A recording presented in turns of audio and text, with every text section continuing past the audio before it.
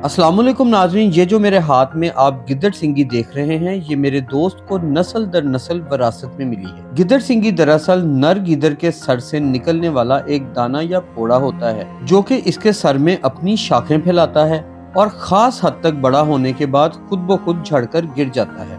गिरने के बाद भी ये जानदार रहता है और इसे संदूर में ही रखा जाता है, वरना इसकी बढ़ोतरी खत्म हो जाती है, यहाँ तक कि ये मर भी जाता है। ये नर और मादा हालतों में होता है और ये जोड़ा बच्चे भी देता है।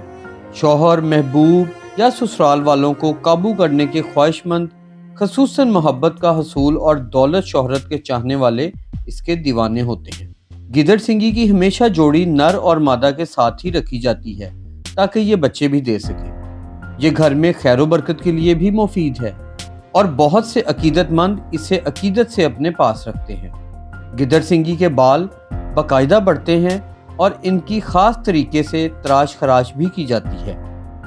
ये तो थी गिद्दड़ सिंगी के बारे में वो मालूमात और अकायद जो मुझे पता चले और मैंने अपना फ़र्ज़ जानकर आप तक पहुंचाए। अब इसमें कितना सच और कितना झूठ है, कमेंट्स बॉक्स में आप ही बताइए। अल्लाह हाफिज़।